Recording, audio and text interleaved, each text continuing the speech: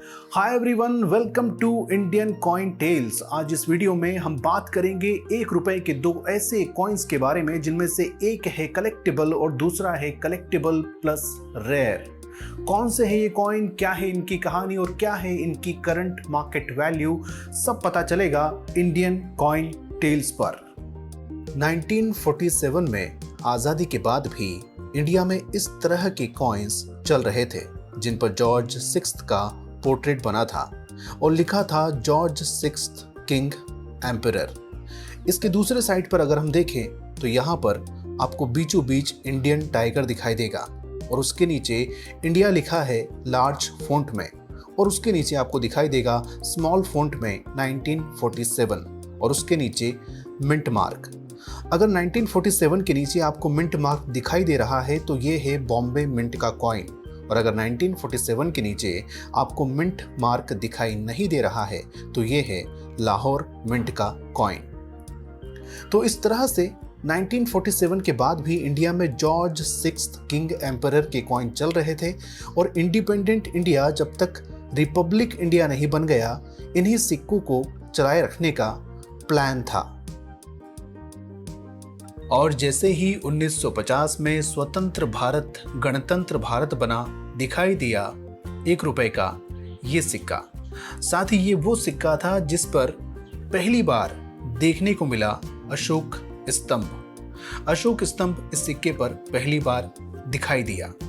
अब बात करें इस कॉइन के मेटल की तो ये था निकल से बना हुआ 1 रुपए का सिक्का और इसके जो अदर फिजिकल फीचर्स हैं आप स्क्रीन पर देख सकते हैं। और अब बात करें इसके मिंट की तो 1 रुपए का ये कॉइन सिर्फ बॉम्बे मिंट से बनाया गया था और बॉम्बे मिंट से बनाया गया था इसलिए इसके ईयर के नीचे आपको देखने को मिलेगा डायमंड का मिंट मार्क। और जहां तक इस कॉइन की कीमत की बात है तो इस तरह का 1 रुपया very fine to extra fine condition में आपको दिला सकता है 100 रुपए से लेकर 250 रुपए के बीच। लेकिन अगर ये कॉइन आपके पास यूएनसी कंडीशन में है तो इस कॉइन की कीमत होगी 250 रुपए से 350 रुपए के बीच। 1950 यानी 1950 के इस कॉइन के डिजाइन से ऑलमोस्ट मिलता जुलता डिजाइन आपको देखने को मिलेगा 1954 के इस कॉइन पर। यहां भी आपको अशोक स्तंभ देखने को मिलेगा। यहाँ पर उसी तरह से गेहूं की बालियां लगी हैं, 1 रुपया लिखा है और इसमें ईयर है 1954। ये कॉइन भी निकल मेटल का बना है और इसके अदर फिजिकल फीचर्स आप स्क्रीन पर देख सकते हैं। इसके अलावा बात की जाए इसके मिंट की तो ये कॉइन भी सिर्फ बॉम्बे मिंट से ही बनाए गए थे, इसलिए 1954 के नीचे आपको देखने को मिलेगा डायमंड का मार्क। अब बात करें इस कॉइन की कीमत की तो उससे पहले मैं आपको बता दूं कि 2019 में यानी कि 2019 में अगर ये कॉइन आपको अपने कलेक्शन में शामिल करना था तो उसके लिए आपको चुकाने पड़ रहे थे 1300 रुपए के आसपास। 2020 में अगर ये कॉइन आपको अपने कलेक्शन में शामिल करना था तो उसके लिए आपको चुकाने पड़ रहे थे 1400 या 1500 रुपए के आसपास।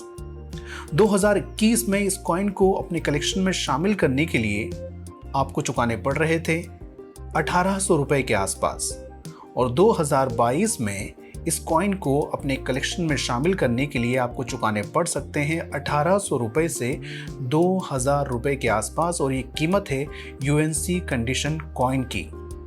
इसी तरह से अगर ये कॉइन आपके पास very fine to extra fine condition में है तो इस कॉइन की वैल्यू आपको मिल सकती है 800 रुपए से लेकर 1200 रुपए के बीच।